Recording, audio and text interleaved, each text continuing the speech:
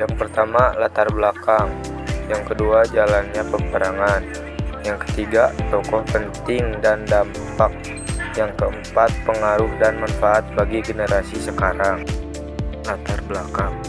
Perang Padri, juga dikenal sebagai Perang Minangkabau, adalah perang yang terjadi dari tahun 1803 sampai 1838 di Sumatera Barat, Indonesia, antara kaum Padri dan adat. Kaum Padri adalah umat muslim yang ingin menerapkan syariat Islam di negeri Minangkabau di Sumatera Barat. Sedangkan kaum adat mencakup para bangsawan dan ketua-ketua adat di sana. Mereka meminta tolong kepada Belanda yang kemudian ikut campur pada tahun 1821 dan membantu kaum adat mengalahkan faksi Padri dengan beberapa syarat. Umum, perbedaan pandangan hidup. Kaum Padri ingin Islam murni, sedangkan kaum adat mempertahankan tradisi Minangkabau.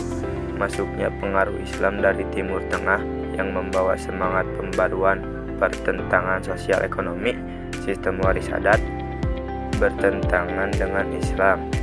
Sebab khusus, perselisihan prinsip antara kaum Padri yang ingin menerapkan syariat Islam secara sempurna dan kaum adat yang mempertahankan tradisi dan kebiasaan lama seperti judi, sabung ayam, dan minum-minuman keras.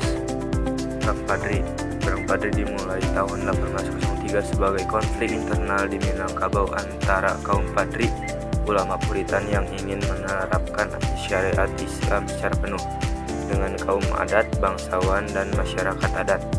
Kaum Padri yang terinspirasi sepulang haji dari Makkah berusaha memberantas tradisi yang dianggap tidak Islami. Setelah Tuanku Pasaman berhasil menduduki kerajaan Pagaruyung pada 1815, kaum bangsawan kemudian meminta bantuan Belanda melalui perjanjian di Padang pada 21 Februari 1821 untuk melawan Padri. Pada masa itu Belanda sendiri belum sepenuhnya menguasai Sumatera karena kekuasaan mereka baru dipulihkan dari Inggris awal mula Perang Padri 1803 sampai 1821. Belanda dalam Perang Padri 1821, kaum adat meminta bantuan Belanda karena terdesak dan Belanda menganggapnya sebagai penyerahan Pagaruyung. Kaum adat menyerahkan Simawang dan Soli Air kepada Belanda. Belanda menjalankan politik divide et impera, adu domba. Kaum Padang menyerang pos Belanda di Simawang, Soli Air, dan Sipanang 1821. 4 Maret 1822, Belanda mengusir Padri dari Pagaruyung dan membangun benteng Fort van der Kapellen di Batu Sangkar. Pertempuran terjadi di Tanjung Alam, Padri kalah, dan Baso, Padri menang 1822. 1823, Belanda menyerang Lintau tapi digagalkan oleh kaum Padri dan senjata dalam Perang Padri. 1825, Belanda kewalahan karena terlibat di banyak perang.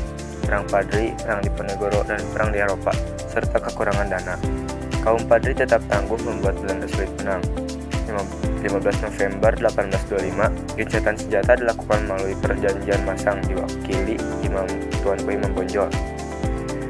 Setelah itu, Tuanku Imam Bonjol berusaha merangkul kaum adat dan memulihkan kekuatan Padri.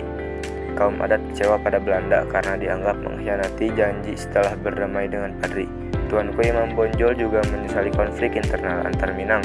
Akhirnya tercapai kesepakatan plakat Puncak Pato di Bukit Maralapam. Adat Basandi Syarak Basandi Kitabullah. Adat Minangkabau berlandaskan Islam dan Islam berlandaskan Al-Quran.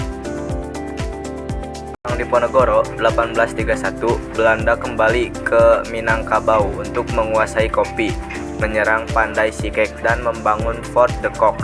Kaum Padri sempat mundur, namun bangkit lewat Tuanku Rau dan menang di Padang Matinggi 1833. Pada 11 Januari 1833, kaum Padri dan kaum adat bersatu menyerang Belanda, menimbulkan kerugian besar bagi pihak Belanda. Belanda lalu mengeluarkan plakat panjang dengan janji manis agar rakyat Minangkabau tenang, termasuk tetap dipimpin penghulu, bebas pajak, tetap wajib tanam kopi untuk Belanda. Tokoh yang berperan penting. Tuanku Imam Bonjol berperan besar dalam Perang Padri sebagai pemimpin sentral perlawanan terhadap kaum adat dan penjajah Belanda. mengorganisir perlawanan, membangun basis pertahanan di Bonjol, menyatukan kaum Madatan Padri melawan Belanda, serta menyebarluaskan nilai-nilai Islam di masyarakat Minangkabau. Dampak Perang Paderi. Dampak negatif yang pertama, banyak korban dari semua pihak yang turut berperang. 2. Kerajaan Pagaruyung, wilayah Sumatera Barat, dikuasai oleh Belanda. Dampak positif. Yang pertama, lahirnya persatuan di tengah beragam tradisi dan beragama. Yang kedua, penanaman nilai-nilai baik dalam kehidupan sehari-hari. Pengaruh Perang Paderi pada masa kini. Perang Paderi menunjukkan pentingnya persatuan dalam menghadapi penjajah, melahirkan falsafah, adat Basandi Syarak Basandi Kitabullah, serta menjadi inspirasi perjuangan nasional melawan kolonialisme. Manfaat bagi generasi penerus bangsa. Peristiwa ini menumbuhkan nasionalisme, mengajarkan arti persatuan dalam perbedaan, memberi hikmah dari sejarah, serta memperkuat identitas, budaya, dan agama bangsa Indonesia.